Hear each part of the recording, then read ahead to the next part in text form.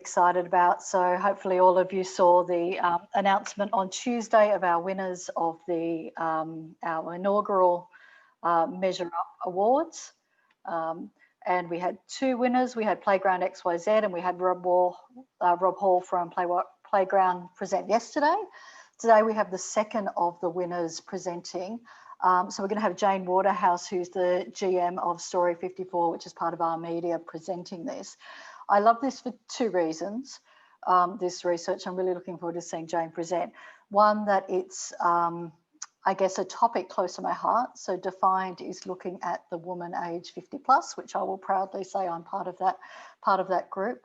But I also love that it's building on the legacy of media, formerly Bauer, formerly ACP, in terms of the real investment that they've made in cultural research through their brands, particularly into women, whether it be Dolly or at the other end, the older sort of demographic. So Jane, I would love to welcome you to MeasureUp, and congratulations again.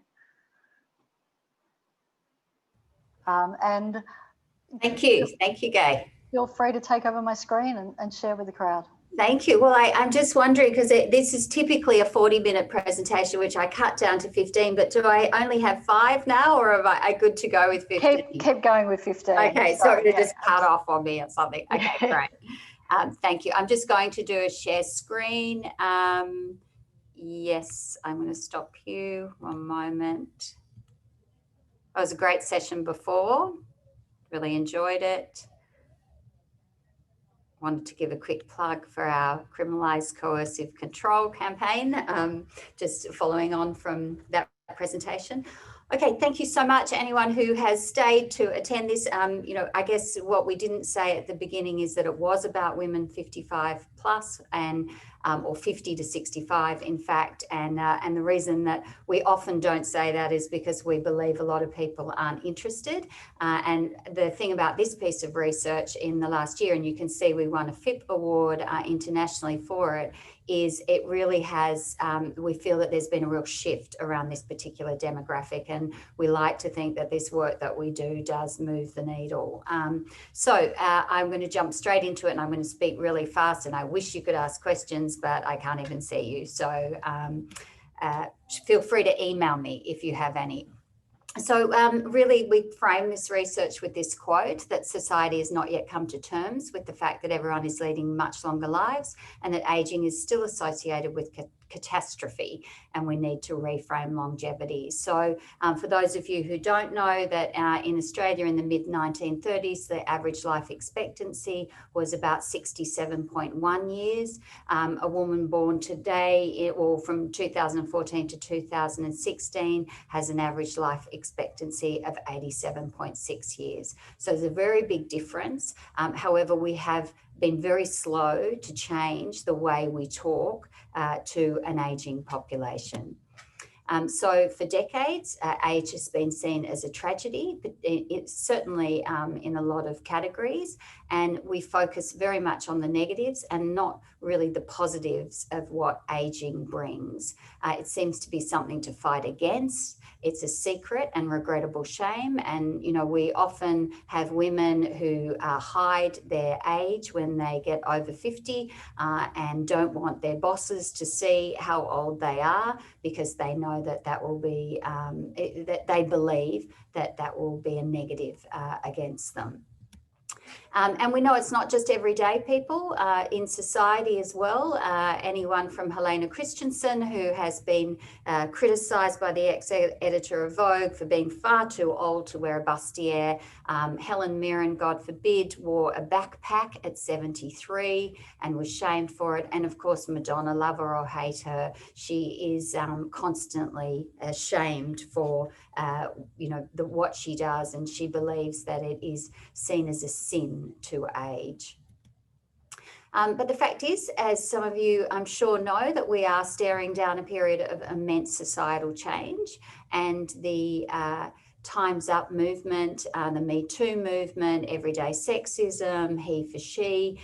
In my over nearly 30 years now of marketing and publishing to women, what I have seen in the last, well, really from 2017, so now, you know, the last 3 years has been the most significant change. And we really have had to and continue to redefine how we speak to women of all ages.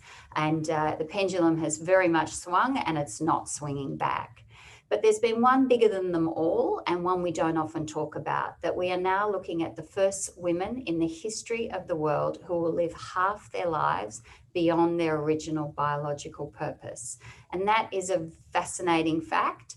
And the implications of that is what we believe marketers and brands, and even ourselves as publishers, need to really get in touch with. And, you know, I love that Gay said her age up front, that, you know, we would say, look around you. And when we originally did this, we did it at Mumbrella 360, and we did it because the room was largely filled with, you know, people under the age of 50. And we say this not just about women, but also for men, because we see how few of them there are out there. Interestingly, though, when we look at LinkedIn, for example, with women, you know, since 2017, only 11% of women would have visited LinkedIn over a 4-week period. Today, that's just over 30% of women over 55 plus will have visited LinkedIn. We know Facebook has had its, you know, significant growth. 85% of women on Facebook over 55 have visited in the last 4 weeks, and 45% for Instagram. So we know that they are out there and they're digital. However, it seems this word invisible follows them around wherever they go. And it's not surprising that they themselves we think, believe that they are invisible. However, we didn't know whether that was a true assumption, so we embarked on the research journey. We did a significant qual and quant studies, as well as some immersive video sessions, and we looked at women 18 plus and then focused on this 50 to 64-year-old. And what we found was really not what we were anticipating, and our assumption wasn't correct around this invisibility. The narrative was much more positive. This was a generation of women who talked much more about growing than growing older. And there was a lot of positives, a lot of fun, and we sort of felt like we were cut out of a secret party. And so when the researchers probed her on that, these are her words, not ours, she'd say things like, well, when you do talk to me, you always talk to me through the lens of being a mother. You also think of me as being technologically inept and fighting against who I'm supposed to be. So she was defying everything that we thought she was. So introducing the defiant woman. And right now she doesn't give a shit, or excuse my language, but she does it, but it's written there about what a lot of brands think of her. And you'll hear about why as we go through. So there's a lot to say about this woman, hard to do in 15 minutes, but one of probably her age is the least interesting thing about her. She is defined by an optimism and a confidence that was unexpected for us. This particular cohort that we focused on, that we called Defiant, is about 1 million strong. The total age group's about 2.3 million, but this particular group, the cohort of 40, make up about 41%, were such an influence across their whole generation. And this is a generation that has complete contrast. We've got the highest rate of homelessness at one end of women, is at women 55 plus. Some of the most successful suicides at the moment in the UK are women 55 plus. And then you've got at this other end, this woman who is has had all the benefits of superannuation, property growth, and is really quite financially buoyant. So this woman that we call Defiant is an influencer across the whole generation. So this group of women are really challenging. They're the social norms. They're starting their own communities because they're not sure that brands are interested in them, particularly through advanced style, ageless fashion. Goodbye crop top is one that we often reference, and in fact that image before is Wendy Uller from Goodbye crop top. All these images you see in here are from the Australian Women's Weekly. And she seemed to be very, very confident when we spoke to her. And what we did is dig down a little bit further and see, well, where was this confidence coming from? And when we looked at her history, the path that this woman had traveled and is traveling makes her a real pioneer. She was the first generation who really fought to own her own reproductive rights. Some women, they certainly lied, they cried, and some of them even died fighting for their own reproductive rights around the pill. The second wave of feminism that came in the 70s saw for more, workplace equality. The Marriage Bar Act was removed. And just they felt that their lives they were fighting for them to be reflected more in popular culture.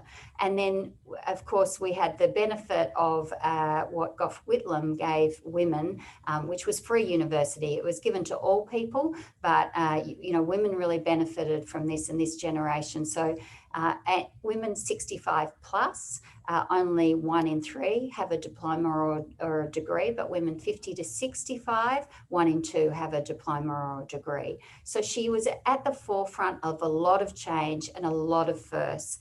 And you would think that then would give this particular generation, and we believe has, a lot of confidence. You add on top of that the fact that she has probably by this age, had to face divorce or at least people close to her, death, redundancies, discrimination, health issues, and had limited support through that process. And the word that she uses to describe herself is brave. In fact, she uses intelligent and brave.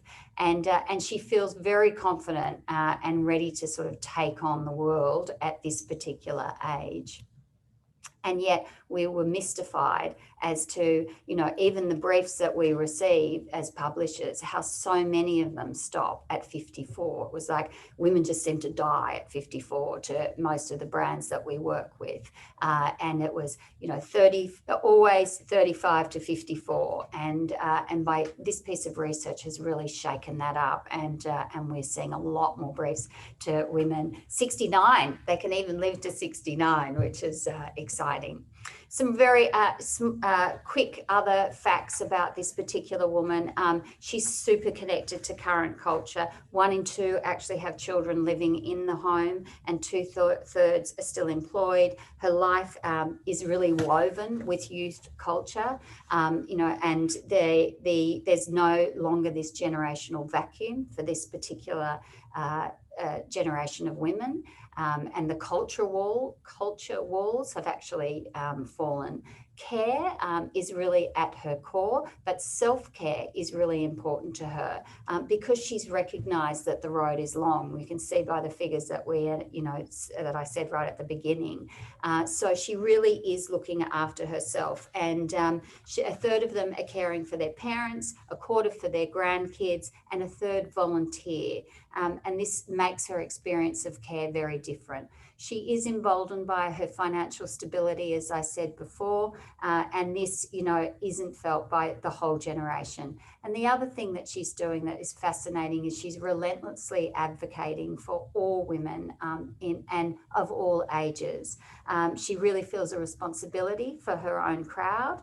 She's the poster girl for a generation, and she wants to see young women succeed. 42% consider being a mentor as a sign of success. And for women 35 and under, only 19% feel the same way. She doesn't see herself as invisible, and she really believes that she's having the time of her life. But she does believe that advertisers are. 75% agreed that advertising is often ageist. And, this quote's so true. And we heard it as we went from agency to agency, young strategists saying, oh yeah, I looked in my mum's Facebook feed and she was getting ads for retirement villages. It's like, she's so not there. Or, incontinence pads. And there seemed to be this complete misunderstanding of this generation. And also, they really speak of being not being noticed. With 30% believe that advertisers women under 35 aren't interested. However, the Defiant Woman said 70% of advertisers aren't interested in women their age. So what we define this as is the defiant black hole.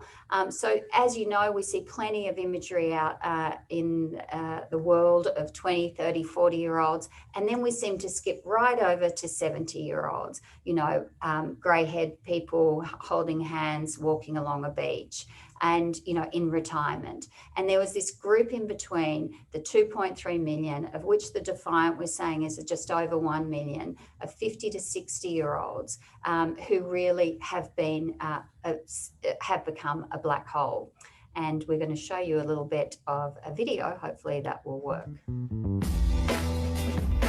My friends would describe me as fun, confident, loyal, kind and thoughtful, happy person, outgoing, vivacious, very friendly.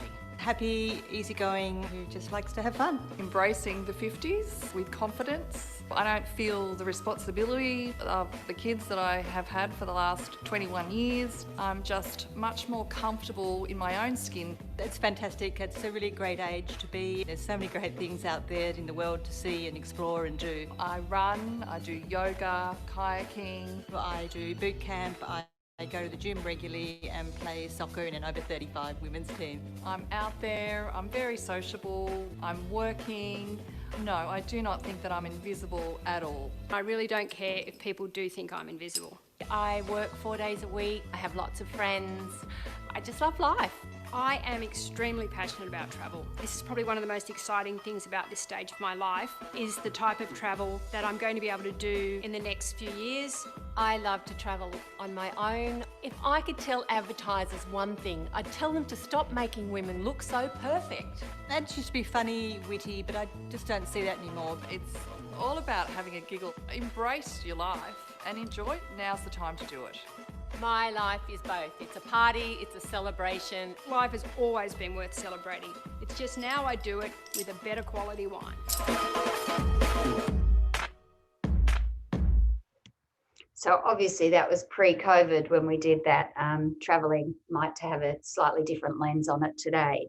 But I'm quite sure that this, actually we know that this age group are travelling extensively around Australia right now. So we think the party was worth getting into, and we want to help the market and our advertisers and even agencies themselves think about this particular age group. And really, for their own sake as much as the sake of this generation, because as we'd say to young planners, like if you can't see that woman around you at work, where do you see you yourself in the next 20 or 30 years? So for future proofing everybody. And what's really important is to see her through her eyes. And we know we wouldn't ask a 16-year-old to write about what it's like being a 35-year-old. So, for a 35-year-old to be able to write and be empathetic and really show truths to this generation, is we need to see more women in business of this age, particularly, leadership roles, creative roles, because the stats are pretty small when you look at staff over the age of 50 in agencies. And then 85% of these women told us that they'd much rather that we focus on her values and not her age. That's not a completely new idea, but what was interesting is when we looked at her values, so often we narrow in on this caring, trusted, supportive, which absolutely she indexes very high in this particular area.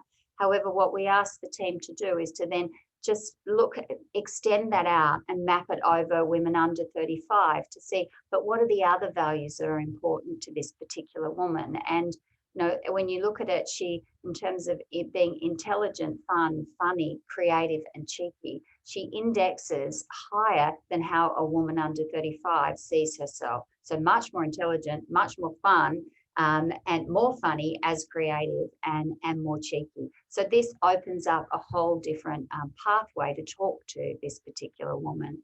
I won't go into this because there isn't time, but there's a lot more about her values, about being venturesome, being incredibly creative at this time in her life, and a new level of creativity, this self-loving and looking after herself, because she knows ultimately that's up to her. The fact that she's just getting started, and 114,000 women of this generation will have done an online course or be enrolled in an online course in the last month. She's very hands-in her community, and she's very much a personality wearer, because by this age, I am who I am, and I am what I am. And because of all this, she's resilient, she's optimistic, confident, age-gnostic is the word that we use about her, and she's bloody smart. But because of that, she has a very strong BS radar, and that radar makes it a challenge for marketers. And we believe this is a reason why brands and marketers often don't go into this black hole, is because a lot of marketing is based on fear and fantasy, and you can't scare this particular woman, and she doesn't live, she knows, what a fantasy is. So we really want to help, our advertisers and brands that work with us to stop doing certain things and start doing others when talking to this particular generation. We know she's told us what imagery she likes, and it's, it is definitely joyful, very confident, and not, of any particular age. And I think this fact's probably one of my most favourite, is the fact that 70% of women under the age of 35 say, when I see an older woman in advertising, I don't find it unrelatable. And that wouldn't have been the case 10 years ago because of the way we portrayed women in this particular demographic. And we're finding that, if she's dressed in a certain way and she's healthy and, looks like she's confident, that's very inspiring to women 35 and under. We know she's been paying for content. She's been with us for a long time. 75% of a Defiant Woman still pays for content every month, and mainly because we track over all her different interests around creativity in the home, in cooking, in the garden, and then her broadening her mind through the likes of Gourmet and Woman's Weekly as well. So many of our brands are relevant to her. So we challenge anyone who's listening today to be defiant, and we find that this is a really great quote to end on from Madonna, that the Daily Mail seems to find it rather rude of me to survive, to keep going, to be relevant, to have things to say, and to still be excited and enthusiastic about life and creativity. They're really offended by it. It makes me motivated, and I'm going to make it easier for all those girls behind me when I turn 60. So that is the research at a speed. I do it in 15 minutes. I didn't even look. It was fantastic, Jane. So inspiring, and we will share this we've had about 500 people tune into the MeasureUp Festival of Measurement over the last few days, so we'll make sure everyone gets to see it. But incredibly inspiring. And the thing I liked most out of it was that you said the briefs coming through are changing. Yeah. I mean, making sure that our research is actually used. And I think that's why your research stood out to the MFA Interactive Committee, because it was important, it was new, you didn't know all the answers going in. Yes. And it actually gave them information to work with their clients to change things. So thank you so much. We have your white paper on our website. Great. I'm sure anyone else can reach out to you guys if you want more information, but congratulations again. Thanks, Jane.